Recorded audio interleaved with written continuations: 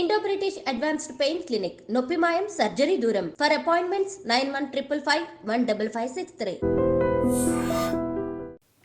నమస్తే, welcome to I dream. ఇప్పుడు ప్రపంచాన్ని అగైన్ మరో వైరస్ వణికిస్తోంది అని చెప్పొచ్చు. HMPV virus. కరోనా వైరస్ తర్వాత 5 ఏళ్ల గ్యాప్ తర్వాత మళ్ళీ హెచ్ఎంపీవీ వైరస్. ఇది చైనాని పూర్తిగా అతలాకుతలం చేస్తోంది. హాస్పిటల్స్ అన్నీ కూడా నిండిపోయిన పరిస్థితి కనిపిస్తోంది. మరి ఏం జరగచ్చు, అగైన్ మళ్ళా లాక్డౌన్ జరగచ్చా, ఇట్లాంటి రకరకాల వార్తలు వస్తూ ఉన్నాయి. సో ఒకసారి మాట్లాడదాం. మనతో పాటు సిసిఎంబి రిటైర్డ్ సైంటిస్ట్ జగన్నాథం గారు మనతో పాటు జాయిన్ అయ్యారు. సార్ నమస్తే. సార్ నమస్కారం అండి. Yeah, after very very long time sir, 5 ఏళ్ల తర్వాత మళ్ళా ఇంకో వైరస్ రాబోతోంది, ప్రపంచాన్ని వణికించబోతోంది అని వార్తలు వస్తున్నాయి sir. Sir first of all అందరికీ తెలుసుకోవాల్సిన విషయం ఏంటంటే హెచ్ఎంపీవీ వైరస్ అసలు ఇది ఏంటి, ఎందుకు ఇట్లా భయపడుతున్నారు? చైనాలో ఉంది ఇప్పుడు, అది స్ప్రెడ్ అయిపోయిందా, ఎన్ని డేస్ కింద వచ్చింది? ఇది చాలా ముఖ్యమైనటువంటి ప్రశ్న అండి. చైనా నుంచి వచ్చినటువంటి వైరస్ స్ప్రెడ్ అయిపోతుందా, స్ప్రెడ్ అయ్యిందా, అవబోతుందా, ఇలా మీరు ప్రశ్నిస్తే మనకి చైనాతో వైరస్లతో వచ్చినటువంటి అనుభవాన్ని పురస్కరించుకొని ఆలోచన చేసినట్లయితే అక్కడ కొంతవరకు పూర్తిగా స్ప్రెడ్ అయిన తర్వాత మాత్రమే కొంత న్యూస్ బయటకు వస్తుందనే విషయం మనకి స్పష్టంగా తెలుస్తుంది. ఎర్లియర్ ఉన్నటువంటి అనుభవాల దృష్ట్యా COVID-19 వచ్చినప్పుడు కూడా పూర్తిగా మిగతా ప్రాంతాల్లోకి విజృంభణ అయ్యి మిగతా ప్రాంతాల్లో కూడా వ్యాప్తి చెందిన తర్వాత అప్పుడు చైనాలో ఒక వైరస్ అటాక్ అయిందనేటువంటి విషయం ప్రపంచానికి తెలిసింది. కాబట్టి ఈ విషయం ప్రస్తుతం అయితే అప్పటికంటే సోషల్ మీడియా ద్వారా మరింత త్వరగా వచ్చే అవకాశం ఉంది కాబట్టి కొంచెం ముందుగా వస్తే వచ్చి ఉండొచ్చు. ఇది కూడా ఊహాగానమే.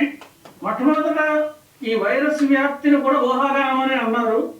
కానీ తర్వాత మన ప్రభుత్వం కూడా ఈ వైరస్ యొక్క వ్యాప్తిని నిర్ధారణ చేసి ఇది జరుగుతోంది, దీని గురించి మేము పరిశీలనలు చేస్తున్నాము, దీని పరిస్థితి ఎలా ఉంటుందనే విషయం మీద నిఘా ఉండిచ్చామనే విషయాన్ని కూడా మన ప్రభుత్వం కూడా తెలియజేయడం జరిగింది. ఈ పరిస్థితుల్లో ఈ human pneumonia virus, meta pneumonia virus అనే వైరస్, ఇది కూడా ఒక కొత్త వైరస్. అంటే ఈ వైరస్ 2000 సంవత్సరంలోనే కనుక్కున్నారు. కనుక్కొని దీని మీద పరిశోధనలు చేశారు.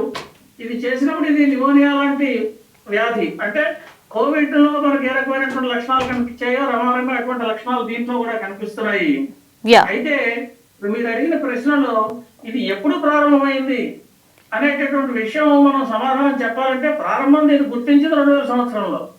ఇది జంతువుల నుంచి మనుషులకు వ్యాప్తి చెందిందన్న విషయం కూడా మనకి కొంతవరకు తెలుసు, జూనాటిక్ వైరస్ అని. అయితే చైనాలో ఎప్పుడు ప్రారంభమైంది?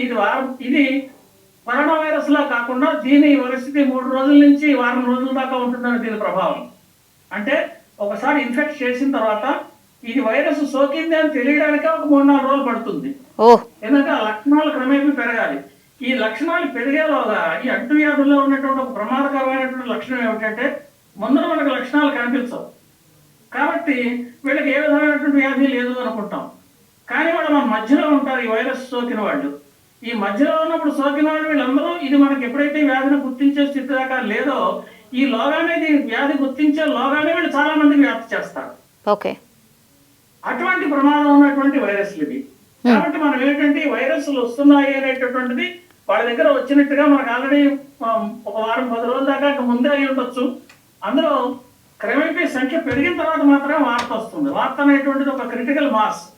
అంటే ఒక నిర్దిష్టమైనటువంటి ప్రజలకి సోకి వాళ్ళు కొంత బాధలు పడుతున్నారు అనేటువంటి విషయం వచ్చిన తర్వాత ప్రచార మాధ్యమాలు ప్రజలందరూ కూడా దాని మీద దృష్టిని సారించడం జరుగుతూ ఉంటుంది సాధారణంగా.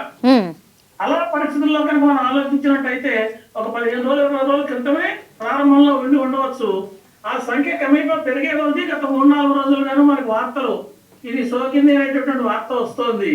కాబట్టి ఇది ఎప్పుడు వచ్చిందనే విషయాన్ని మనం చెప్పడం అనేటువంటి ప్రస్తుతం కష్టమైనప్పటికీ ఇదైతే న్యూమోనియా చూపిస్తున్నటువంటి హ్యూమన్ మెటా నిమోనియా వైరస్ అనేటటువంటి వైరస్ ప్రజలకి సోకిందని, ఇది అనేక మందికి వ్యాప్తి చెందుతోందని, దీనివల్ల మనకి వైద్య పరికరాలు ఏవైతే ఉంటాయో వైద్యశాలలు వాటి మీద ఒత్తిడి పెరిగే అవకాశం ఉందని, చైనాలో ఇది ప్రస్తుతం విజృంభణలో కూడా ఉంది, విజృంభణ దిశగా ఉంది అన్న విషయం అయితే అది కొంత ఊహాగానం కావచ్చు, వార్త కావచ్చు. ప్రస్తుతం అయితే వార్తలాగే కనిపిస్తోంది ఊహాగానం కంటే. అది దాని తాజా పరిస్థితి అనిపిస్తుంది. Yeah, exactly what is the meaning of HMPV sir? అంటే కరోనా వైరస్కి కరోనా వైరస్ అంటే ఏంటి, ఇప్పుడు హెచ్ఎంపీవీ వైరస్ అంటే ఏంటి? అంటే 2001లోనే ఇది వచ్చింది, మరి విజృంభణ ఇన్ని ఇయర్స్ తర్వాత 23 ఏళ్ల తర్వాత ఎందుకు ఇప్పుడు విజృంభిస్తోంది? ఓకే, ఇవి ఏమవుతా ఉంటాయంటే అండి, వైరస్లు అనేటటువంటి వాతావరణ పరిస్థితులు అనుకూలించినప్పుడు మాత్రమే అవి విజృంభణ చేయగలుగుతాయి. కొన్ని వైరస్లు, ఇప్పుడు మన కరోనా వైరస్ కూడా అంతే. ఈ శీతాకాలం వచ్చినప్పుడు, చలి పెరిగినప్పుడు ఇన్ఫ్లుయెన్జా వైరస్ ఇటువంటివన్నీ వస్తూ ఉండడం సహజంగా మనం చూస్తూ ఉంటున్నాం.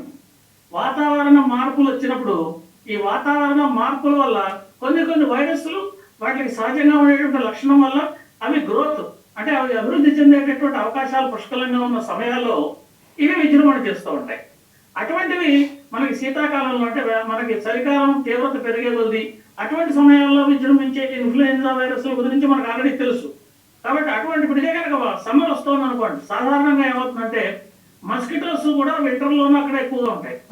సమ్మర్ వచ్చి ఒక్కసారిగా మీకు 42 degrees వెళ్ళింది అనుకోండి, ఒక్కసారిగా మాస్ ఎక్స్టెన్షన్ అయిపోతాయి. ఏం చేత ఆ టెంపరేచర్ నిలబడలేవు కాబట్టి ఒక్కసారి తీవ్ర స్థాయిలో అన్ని కూడా ఒక్కసారిగా నాశనం అయిపోతూ ఉంటాయి. అంటే వాతావరణ పరిస్థితులు వచ్చేటటువంటి మార్పుల వల్ల కొన్ని వైరస్లు కొన్ని చిన్న జీవరాశులు బ్యాక్టీరియా పెరగడానికి అనుకూలంగా ఉన్న పరిస్థితుల్లో పెరుగుతూ ఉంటాయి. లేనప్పుడు కొన్ని సంఖ్యలో పరిమిత సంఖ్యలో మిగిలిపోతాయి. ఈ మిగిలిపోయిన తర్వాత సీజన్ లో మళ్ళీ పెరుగుతూ ఉంటాయి. ఆ సీజనల్ గా అంటే ఎడాప్టబిలిటీ ఉన్నవి. అంటే ఇటువంటి ఎక్స్ట్రీమ్ కండిషన్స్ వచ్చినప్పుడు కూడా 1,00,000 ఉన్నాయనుకోండి, 1,00,000లో 10-5 ఆ వాతావరణ పరిస్థితులకి అడాప్ట్ అయ్యేవి నిలదొక్కుకోగలుగుతాయి.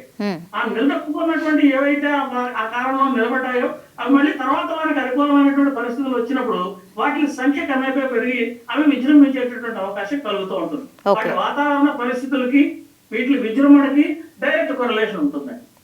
అంతేకాదు హైజీన్ కండిషన్స్ కూడా, ఈ ముఖ్యంగా ఈ వైరస్లు రావడానికి దానికి కూడా వ్యక్తిగత స్థాయిలో కూడా హైజీన్ కండిషన్స్ చూడాలి. ఇవి ఏమిటంటే ఇవి ఇన్ఫెక్షన్స్ డిసీజెస్, అంటే తీవ్రంగా ఒకళ్ళ నుంచి ఒకళ్ళకి వ్యాధి సంక్రమింప చేసేటటువంటి లక్షణాలు కలిగినటువంటి వైరస్లు కాబట్టి ఇది సామాజిక బాధ్యత. ప్రతి ఒక్కరూ కూడా ఇండివిజువల్ లెవెల్లో కూడా హైజీన్ పాటిస్తూ ఉండాలి, పరిశుభ్రతని పాటిస్తూ ఉండాలి. అలా పాటిస్తూ ఉండటం వల్ల వీటిని కొంతవరకు మనం మన దగ్గరికి రాకుండా చూసుకునేటువంటి అవకాశం ఉంటుంది. అయితే ఒకసారి వచ్చిన తర్వాత వీటికి వ్యాప్తి చెందే లక్షణం ఉంటుంది. కాబట్టి కరోనా వైరస్ లాంటి అనుకోండి, అది గాలిలోంచి వ్యాప్తి చెందుతుంది. ఇది గాలిలోంచి వ్యాప్తి చెందేది కాకపోవచ్చు, షేక్ హ్యాండ్ ఇచ్చిన వాళ్ళకి వ్యాప్తి చెందొచ్చు, దగ్గరగా ఉన్నప్పుడు వ్యాప్తి చెందొచ్చు. ఇలా ఒకళ్ళ నుంచి ఒకళ్ళకి వ్యాప్తి చెందే లక్షణాలు ఉన్నాయి. కాబట్టి ఇటువంటి వైరస్లు వచ్చినప్పుడు సరైనటువంటి జాగ్రత్తలు తీసుకోవడం, వాటి వల్ల అప్రమత్తంగా ఉండడం అనేటువంటి మనం చేస్తూ ఉండాల్సినటువంటి పని. ఏ వయసు వాళ్ళ మీద ఎక్కువ ఇన్ఫెక్షన్ చూపిస్తోంది సార్? ఇంకోటి, కరోనా వైరస్ లక్షణాలు కాకుండా మరి దీనికి ఉన్నటువంటి స్ప్రెడ్డింగ్ లక్షణాలు ఏంటి? కరోనా వైరస్ అయితే అది వాయుగోళాల ద్వారా విజృంభణ చెందుతుంది అనే విషయం తెలుసుకోవాలంటే గ్యాసులు వాటి ద్వారా కూడా వస్తుంది. అంటే మనం మాట్లాడుతున్నాం అనుకోండి, 1-2 మీటర్ల దూరంలో మనిషి ఎదురుకుండా మాట్లాడితే గాలిలోంచి కూడా ఒకరి నుంచి ఒకరికి ఇన్ఫెక్ట్ చెందేటువంటి లక్షణం. అంతటి తీవ్రత దీంట్లో ఉండదు. దీనికి కాంటాక్ట్ డిస్టెన్స్ కొంచెం తక్కువ ఉండాలి. అంటే అంత తీవ్రంగా కాంటాక్ట్ చెందలేదు కాకపోయినా, కానీ అంటువ్యాధి మాత్రం ఇది కూడా అంటువ్యాధి. కాబట్టి ఒక కుటుంబంలో ఉన్నప్పుడు ఒకరికి వచ్చింది అనుకోండి, వాళ్ళు 4 స్ప్రెడ్ చేసేటువంటి, వాళ్ళ కుటుంబం అంతా స్ప్రెడ్ చేసే లక్షణం, తర్వాత వాళ్ళ స్నేహితులకి, వాళ్ళ బంధువులకి, ఇలా ఒకళ్ళ నుంచి ఒకళ్ళకి ఇది సామాజికంగా వ్యాప్తి చెందుతూ ఉంటుంది. అంత తీవ్రత ఉండకపోయినా, అంటే వ్యాప్తి చెందేటటువంటి లక్షణం అంత తీవ్రంగా ఉండకపోయినా దీనికి ఒకళ్ళ నుంచి ఒకళ్ళకి సంక్రమించే లక్షణం ఉంది. కాబట్టి అంటువ్యాధి కాబట్టి దీనికి సంబంధించినటువంటి జాగ్రత్తలు తీసుకోవాల్సిన అవసరం ఉంది. మరొక ముఖ్యమైనటువంటి విషయం మనం ఇక్కడ ఆలోచించాల్సింది ఏమిటంటే, ఇలాగా ఏ కాలాల్లో కాలానుగుణంగా వచ్చేటటువంటి వైరస్లు మనం గుర్తిస్తున్నాం. మరొక ముఖ్య విషయం ఏంటంటే, రాబోయే కాలంలో ఇప్పుడు మనకి కరోనా వచ్చింది ఒక ప్రత్యేకమైనటువంటి, అందరికీ కూడా ఒక పెద్ద గుణపాఠం. ఇది సడన్ గా రావడం, అది ఎలాగ ఆరిజిన్ అయింది, ఎలాగ స్ప్రెడ్ అయిందో కూడా తెలియకుండా ప్రపంచం అంతా వ్యాప్తి చెందడం. అంచేత రాబోయే కాలంలో వచ్చేటటువంటి లక్షణాల్లో ఈ అంటువ్యాధులు కూడా చాలా ఎక్కువగా, వైరస్ కు సంబంధించిన వ్యాధులు లేదా బ్యాక్టీరియాకి సంబంధించినటువంటి వ్యాధులు, ఇటువంటి వ్యాధులు వచ్చేటటువంటి లక్షణాలు ఎక్కువగా కనిపిస్తున్నాయి. కాబట్టి మన పబ్లిక్ హెల్త్ సిస్టమ్స్ కూడా వీటికి తయారుగా ఉండాల్సిన అవసరం అయితే కనిపిస్తుంది. ఎందుకంటే సడన్ గా మీరు తెల్లారట్లు లేచి బ్రేకింగ్ న్యూస్, వైరస్ అటాక్ అయింది, ఒక మొత్తం నగరం అంతా కూడా చెందింది అనేటువంటి విషయాలు మనకి తెలిసింది అనుకోండి. అది తెలిస్తే దాని గురించి మనం ఏ రకమైనటువంటి అప్పటికప్పుడు నిద్ర లేచి మనం దాన్ని ఆఫ్ చేయగలిగిన పరిస్థితిలో ఉండలేము. కాబట్టి దీనికి తగినటువంటి పరిశోధనలు ఇప్పుడు మనం స్పష్టంగా ఇప్పటి నుంచే ప్రారంభం చేసి ఇటువంటి పరిస్థితులు మనకు కనిపిస్తున్నాయి కాబట్టి, అంటే అంటువ్యాధులు ప్రబలేటటువంటి పరిస్థితులు, ఈ అంటువ్యాధుల మీద కొన్ని చోట్ల పరిశోధనలు జరుగుతున్నాయి, కొన్ని పరిశోధన ల్యాబొరేటరీస్ లో. ఇంకో పాట ల్యాబొరేటరీస్ లో లీక్ అయినా పొరపాటున జరిగినా ప్రపంచం మీదకి వచ్చి పడతాయి, లేదా అవి సహజంగా వ్యాప్తి చెందిన ప్రపంచం మీద అందరికీ వచ్చి చెందేటువంటి లక్షణాలు ఉన్నాయి. కాబట్టి దానికి కావాల్సిన ఆసుపత్రులను మనం అప్రమత్తం చేసుకోవాల్సిన అవసరం ఉంటుంది. దీని గురించి పరిశోధనలు రాష్ట్ర ప్రభుత్వాలు, కేంద్ర ప్రభుత్వాలు కూడా మరింతగా దీని మీద దృష్టి సారించి ఇటువంటి ఇన్ఫెక్షన్స్ డిసీజ్ వచ్చినప్పుడు మనం ఏ రకంగా అప్రమత్తంగా ఉండాలి, ఒక్కసారిగా మన ప్రభుత్వం ఈ ఆరోగ్య వ్యవస్థల మీద ఒత్తిడి ఒక్కసారిగా వచ్చిందంటే తట్టుకోలేని పరిస్థితిలో ఉంటుంది. కాబట్టి అటువంటి పరిస్థితి రాకుండా జాగ్రత్తలు తీసుకోవడానికి సరిపడా అవకాశాలు ఈ కరోనా ఒకటి కల్పించింది. అనుకోకుండా ఇప్పుడు మేము మళ్ళీ ఈ వైరస్ అటాక్ చేయడం అనేటువంటిది, హ్యూమన్ మెటానిమోనియా వైరస్ అటాక్ చేయడం అనేటువంటిది ఒకటి. ఇది కేవలం హ్యూమన్ మెటానిమోనియా వైరసే కాకపోవచ్చు, ఇది ఇన్ఫ్లుయెన్జా ఏ వైరస్ అని చెబుతున్నారు, కోవిడ్ ఏ వైరస్ కూడా అక్కడ ఉందంటున్నారు, మైకోప్లాస్మా నిమోనియా అంటే ఒకటి కాదు, ఇంత మునిపైతే ఒకటే. ఎగ్జాక్ట్లీ సార్, నేను కూడా అదే అడగబోతున్నా. మీరు ఒక్క వైరస్ గురించి చెప్పట్లేదు, మల్టిపుల్ వైరసెస్ ఉన్నాయి అని హింట్ ఇస్తున్నారు ఆర్ వార్న్ చేస్తున్నారా సార్? అది అది అది ప్రస్తుతం ఉన్నటువంటి ప్రమాదం అది. కాబట్టి అంటే ఇప్పుడు మీరు మనకు తెలుస్తున్నది ఏమిటి, ఇది మైకోప్లాస్మానా తెలియదు, కరోనా వైరస్ తెలియదు, హెచ్ఎంవి అయినా తెలియదు, ఇలా రకరకాలైనటువంటి వైరస్లు ఒకేసారి మూడు విజృంభణ చేసేయా తెలియదు. కాబట్టి సర్వేలెన్స్ అనేటువంటి చాలా ముఖ్యమైనటువంటి విషయం. ఇటువంటి పరిస్థితులు ఒక దేశం నుంచి ఇప్పుడు మనకి ఏంటంటే చైనా విషయం వచ్చేటప్పటికి ఇంతవరకు కరోనా వైరస్ ఎక్కడ ప్రారంభమైంది, దాని ఆరిజిన్, అది మార్కెట్ లో ప్రారంభమైందా, ల్యాబొరేటరీ నుంచి బయటకు వచ్చిందా, ఈ విషయాలు కూడా ఇంతవరకు శాస్త్రీయంగా ప్రపంచానికి స్పష్టమైనటువంటి సమాధానం ఇంతవరకు లేదు. 5 సంవత్సరాల తర్వాత కూడా అది కాకుండా ఇలాగానే మళ్ళీ కొత్త వైరస్లు ఫలానా చోటు నుంచి అదే దేశం నుంచి విజృంభణ చెందుతున్నాయి. ఈ పరిస్థితుల్లో నైబరింగ్ మనం ఇమీడియట్ నైబర్స్, మనం చైనాకి మనం ఇమీడియట్ నైబర్స్, అటు ఇటు రాకపోకలు తీవ్రంగా ఉంటాయి, అనేటువంటి వ్యాపారాలు ఉంటాయి, సామాజికంగా కనెక్షన్స్ ఉంటాయి, ఇలా రకరకాలైనటువంటి కనెక్షన్స్ ఉంటూ ఉంటాయి. కాబట్టి వృత్తి వ్యాపారాలు ఉంటాయి. కాబట్టి మనం ఇటువంటి వచ్చినప్పుడు ఎంత అప్రమత్తంగా ఉండాలో అంత అప్రమత్తంగా ఉండడం ఒకటి. రెండవది, ఇందాక నేర్మన్నట్టుగా మన ఆరోగ్య వ్యవస్థల్ని, మన పరిశోధన సంస్థల్ని కూడా అప్రమత్తం చేసి ఏదైనా ప్రమాదకరమైన పరిస్థితి వస్తే దాన్ని తట్టుకునేటందుకు వీలుగా మనం పరిశోధనలపై దృష్టి సారించాల్సిన అవసరం ఉంది. ఎందుకంటే ఒక్కసారిగా విజృంభణ చెందితే వీటిని తట్టుకోవడం చాలా కష్టం. ఏమీ తెలియదు అని చేతులెత్తే ప్రజారోగ్యం గాలికి వదిలేసే పరిస్థితి అవుతుంది. ఆ రకంగా కూడా ఉండడానికి వీల్లేదు. కాబట్టి కరోనా వల్ల మనకు వచ్చినటువంటి అనుభవాల దృష్ట్యా మళ్ళీ అనుకోకుండా అదే ప్రదేశాల నుంచి మళ్ళీ వైరస్లు, ఒక వైరస్ కాదు ఎన్ని వైరస్లు అనేటువంటిది కూడా స్పష్టత లేని పరిస్థితుల్లో ఈ రకమైనటువంటి విజృంభణ జరుగుతుంది. అంటే మనం దేని గురించి మందు వేస్తాం, దేని గురించి చర్యలు తీసుకుంటాం.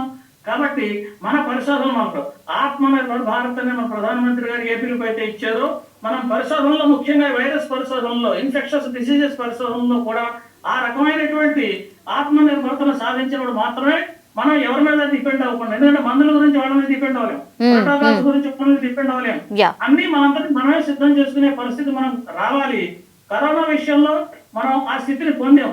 మనం వివిధ దేశాల నుంచి మనం కొనుక్కోవాల్సినటువంటి వ్యాక్సిన్ కొనుక్కోవాల్సిన పరిస్థితుల్లో అది లేకుండా ప్రధానమంత్రి మోడీ గారి నేతృత్వంలో ప్రస్తుతం మనకు కావాల్సినటువంటి వ్యాక్సిన్లు అన్నింటినీ మన దేశంలో మనమే తయారు చేసుకున్నాం.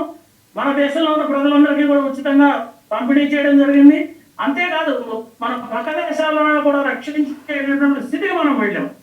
ఇటువంటి స్థితిలో మనకు ఉన్నప్పుడు మన ఆరోగ్య వ్యవస్థలు కూడా చక్కబడుతున్నటువంటి ఈ పరిస్థితుల్లో మన దృష్టి ఏ రకంగా పెట్టాలంటే ఇన్ఫెక్షన్స్ డిసీజు వస్తున్నాయి. కాబట్టి వీటిని నియంత్రించడానికి, వీటిని గుర్తించడానికి, వీటిని వ్యాప్తి చెందకుండా చేస్తున్న చర్యలు తీసుకోవడానికి పరిశోధనలు చేయడం, దానికి సరిపడేటువంటి సర్వేలెన్స్ ఇంక్రీజ్ చేసుకోవడం తప్పనిసరిగా చేయాల్సిన పరిస్థితిగా కనిపిస్తుంది. సార్ ఇది ఎంత dangerous sir?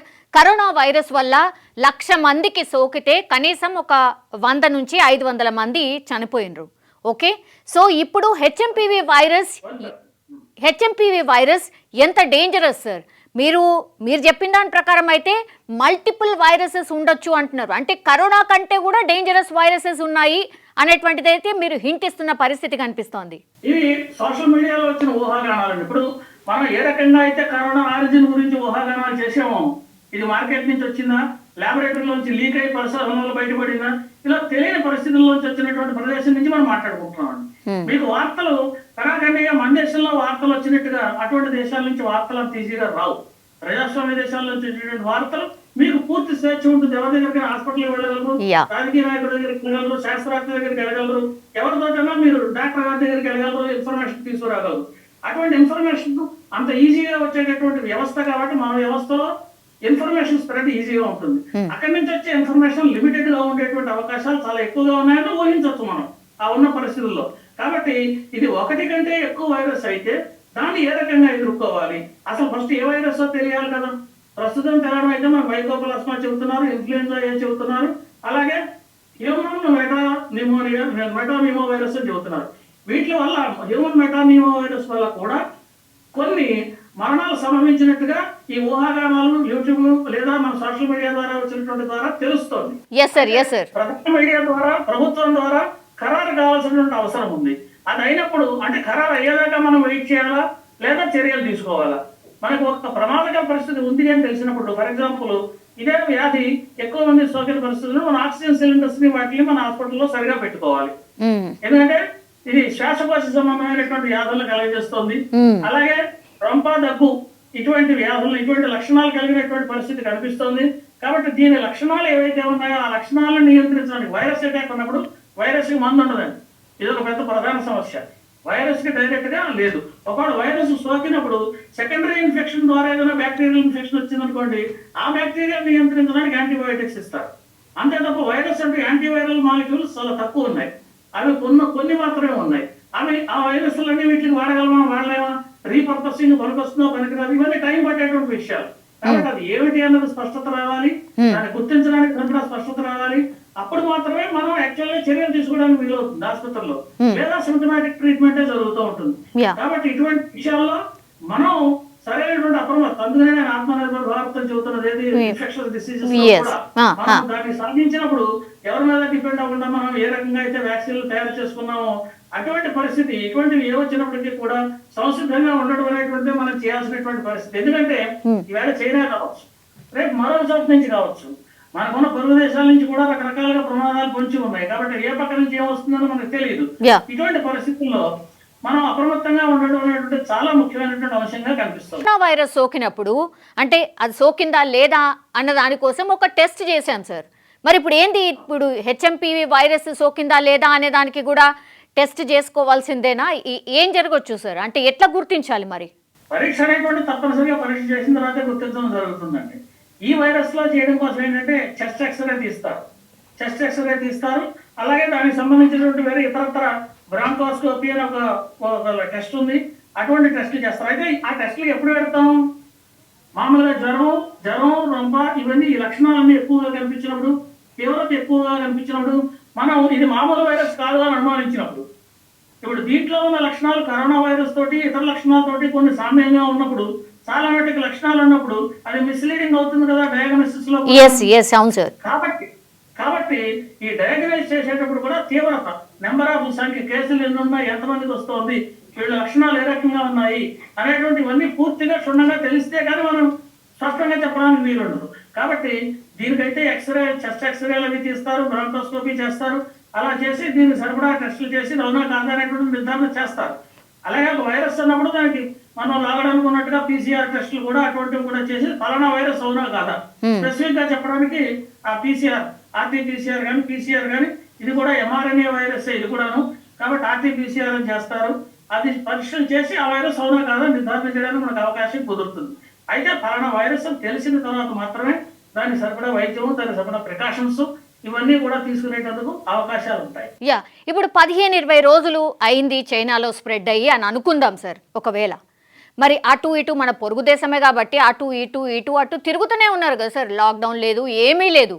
So already spread అయిపోయింది అనుకోవచ్చా? మరి స్ప్రెడ్డింగ్ స్టార్ట్ అయిపోయింది అనుకోవచ్చా? ఎందుకంటే అక్కడ కేసెస్ చాలా ఎక్కువగా వస్తున్నాయి, హాస్పిటల్స్ అన్నీ నిండిపోయాయి, ఇట్లాంటి వార్తలే వస్తున్నాయి. కొంతమంది అయితే 300 నుంచి 400 మంది రోజుకి చనిపోతున్నారు, ఇట్లాంటి వార్తలు కూడా వస్తున్నాయి. మరి దేన్ని నమ్మాలి?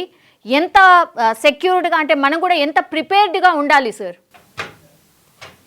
ఇది చాలా ముఖ్యమైనటువంటి ప్రశ్న. ఎందుకంటే పొరుగు దేశము దగ్గర రాకపోకలు అనేటువంటివి జరుగుతూ ఉంటాయి. బార్డర్స్ ఉన్నాయి, పెద్ద బార్డర్స్ ఉన్నాయి, మనకి వాళ్ళతో చాలా లాంగ్ బార్డర్స్, వేలాది కిలోమీటర్ల ద్వారా బార్డర్స్ ఉంటాయి. కాబట్టి ఇటువంటి పరిస్థితుల్లో మనం చేయాల్సింది ఏంటంటే ఈ రాకపోకల మీద వచ్చేటటువంటి వాటిని మనం స్పష్టంగా మనం నిఘా చేయాల్సినటువంటి అవసరం ఉంటుంది. అక్కడ వచ్చి వెళ్ళే వాళ్ళని మన దేశంలో ఉన్న పరిస్థితి అయితే మన ఆరోగ్య శాఖ, భారత ప్రభుత్వం ఇచ్చినటువంటి ఆరోగ్య శాఖ చెప్పినటువంటి విషయాల ద్వారా ప్రస్తుతం మనం కంగారు పడాల్సినటువంటి పరిస్థితి ఏమీ లేదు అనేటువంటి విషయం అయితే సూచిస్తున్నారు. అంటే మన ప్రభుత్వం కూడా దీని మీద ఆల్రెడీ ఎలర్ట్ అయి అప్రమత్తంగా ఉంది కేంద్ర ప్రభుత్వం అనేటువంటి విషయం మనకి స్పష్టంగా తెలుస్తోంది. ఇప్పుడు కేంద్ర ప్రభుత్వమే కాదు, రాష్ట్ర ప్రభుత్వాలు కూడా అప్రమత్తంగా ఉంటారు. ఎందుకంటే కొన్ని బోర్డర్స్ రాష్ట్ర ప్రభుత్వాలతో కూడా ఉంటాయి. కొన్ని రాష్ట్రాలు, ఈశాన్య రాష్ట్రాలు, తూర్పు ఈశాన్య రాష్ట్రాలు, వాటిలో కొన్ని మంది చైనాతో బోర్డర్స్ కూడా ఉంటాయి. అటువంటి రాష్ట్రాల్లో కూడా మరింత అప్రమత్తత అవసరం. ఎలా వస్తుంది ఏమిటి అనేటువంటి. కాబట్టి రాష్ట్ర ప్రభుత్వాలు, కేంద్ర ప్రభుత్వం కూడా దీని మీద సరైనటువంటి చర్యలు తీసుకోవాలి. అప్రమత్తత అయితే అవసరం. ఇది పెరగకుండా, అంటే మన దేశంలోకి రాకుండా చూసుకోవడం ప్రధానమైనటువంటి విషయం. ఆల్రెడీ వస్తే గుర్తించడానికి సరిపడా ఏర్పాట్లు అవి చేసుకోవాలి. ప్రస్తుతం అయితే ఇంకా అంతటి తీవ్రస్థత లేదు అనేటటువంటి విషయమే మనకి ప్రభుత్వ వర్గాల ద్వారా మనకు తెలుస్తున్నటువంటి విషయం. మనం దాన్నే పరిగణలోకి తీసుకోవాలి. మన దేశంలో నేను ఇందాక మాట్లాడినట్టుగా సమాచారం తెలుసుకోవడం మరింత సులభతరం. కాబట్టి ఏదైనా అవసరం అయితే మనకి ఎక్కడి నుంచి ఇన్ఫర్మేషన్ వస్తే అప్పుడు ఏ రకంగా దీని మీద చర్యలు తీసుకోవాలి మన దేశంలో అన్న విషయం కూడా దాన్ని సరైనటువంటి చర్యలు తీసుకోవడానికి అవకాశం కలుగుతుంది. సరే సార్, ఇప్పుడు ముందు జాగ్రత్తగా మరి గతంలో మనం కరోనా సోకినప్పుడు ఈ వ్యాక్సిన్ డోసెస్ ఏవైతే తీసుకున్నామో సార్, మళ్ళీ అదే సిచ్యువేషన్ క్రియేట్ అవుతోందా ఒకటి? అండ్ ఇంకోటి జాగ్రత్తగా, అంటే ప్రైమరీ జాగ్రత్త ఏంటి అంటే మాస్క్ వేసుకోవడం బెటరా?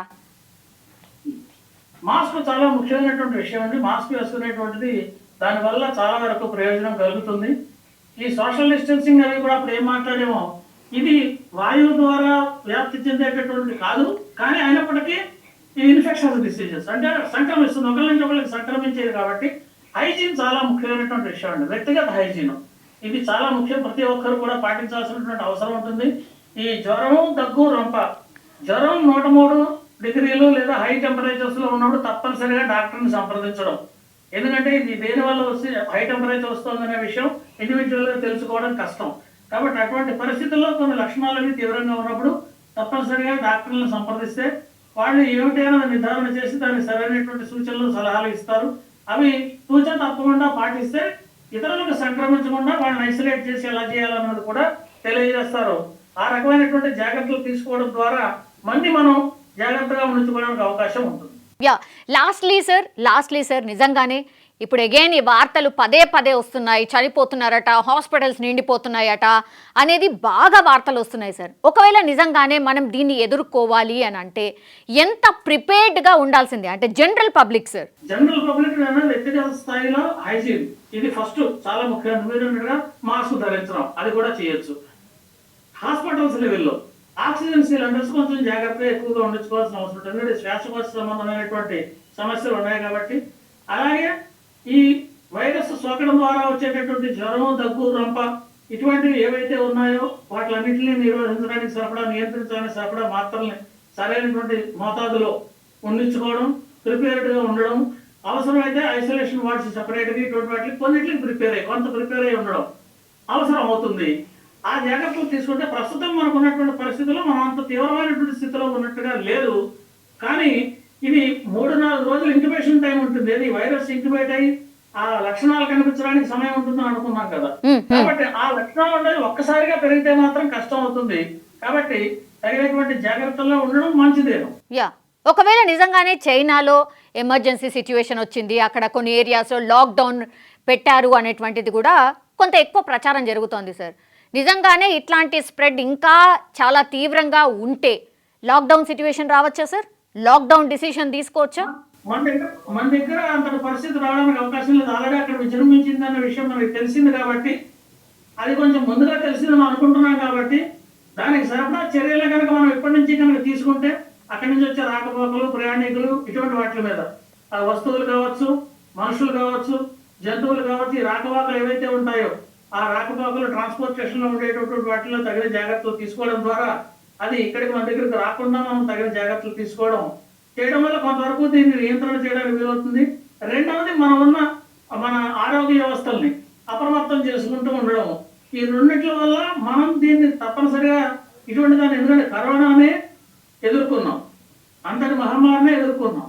140 కోట్ల పైబడి 280 కోట్ల డోసుల వ్యాక్సిన్లను తయారు చేసి ప్రజలందరికీ ఉచితంగా పంపిణీ చేసినటువంటిది భారతదేశం. పక్క దేశాలకు కూడా వేయగలిగినటువంటి భారతదేశం. మనం స్వయం సమృద్ధిని సాధించామనే చెప్పచ్చు ఆ విషయంలో. కాబట్టి ఎటొచ్చి మనం ఏం చేయాలంటే పరిశోధనల విషయంలో మరింత అప్రమత్తంగా ఉండాలి. ఈ వైరస్ల మీద, ఇన్ఫెక్షన్ డిసీజెస్ మీద పరిశోధన మీద మరింత దృష్టి సారించినట్టయితే ఇటువంటి వాటిని ఎదుర్కోవడానికి మనం ప్రమాదమేగా అప్రమత్తంగా ఉన్నామని స్పష్టంగా చెప్పచ్చు. Yes sir. Sir lastly sir, అందరి అంటే జనరల్ పబ్లిక్ పర్సెప్షన్లో సార్ ఇప్పుడు జ్వరం వచ్చింది అనుకోండి, ఇప్పుడైతే చలికాలము చాలా ఫ్లూ చాలా ఎక్కువగా ఉంటుంది, ఈ వైరస్కి సంబంధించిన జ్వరాలు కూడా చాలా ఎక్కువగా వస్తున్నాయి సార్. ఇప్పుడు అందరికీ కూడా జలుబు, దగ్గు ఇవన్నీ ఉన్నాయి సార్.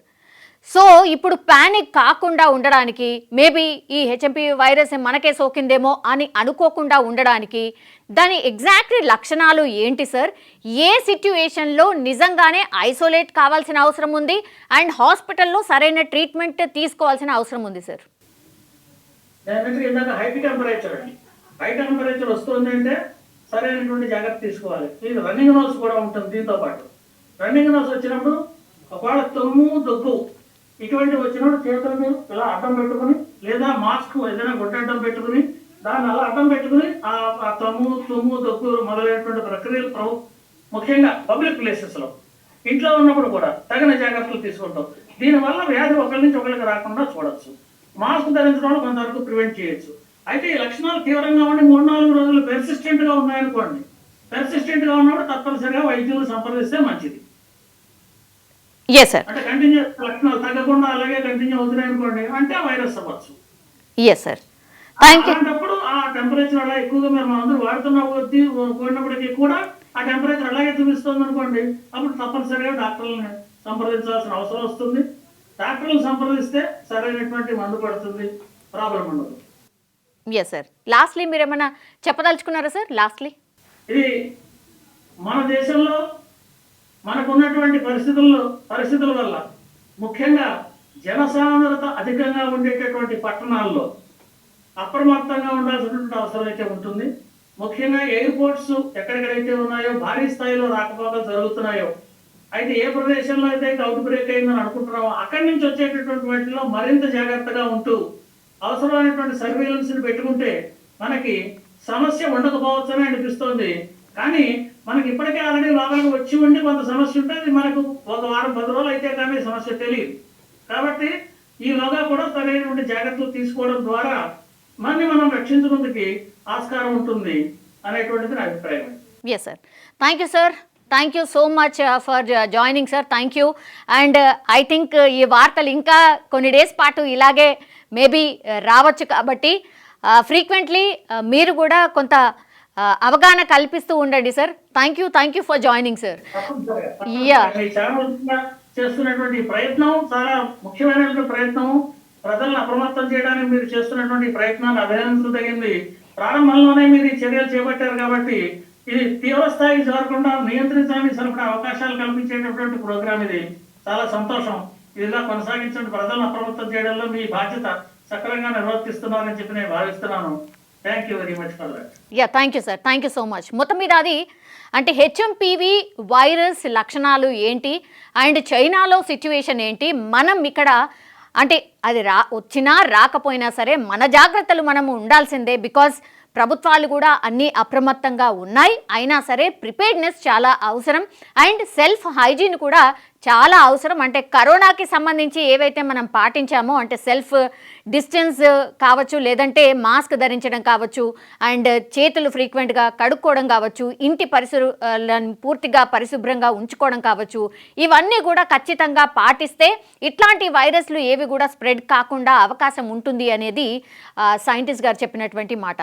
ఐ థింక్ ఇది ఇన్ఫర్మేషన్ పూర్తిగా హెచ్ఎంపీవీ వైరస్కి సంబంధించి ఏవైతే పూర్తిగా వార్తలు వస్తున్నాయో ఐ థింక్ సో మొత్తం అంతా కూడా ఇన్ఫర్మేషన్ సార్ చెప్పడం జరిగింది. సో ఈ ఇన్ఫర్మేషన్ని పూర్తిగా స్ప్రెడ్ చేయాల్సిన అవసరం ఉంది అండ్ అవగాహన పెంచుకోవాల్సిన అవసరం అయితే డెఫినెట్లీ కనిపిస్తోంది. Thank you.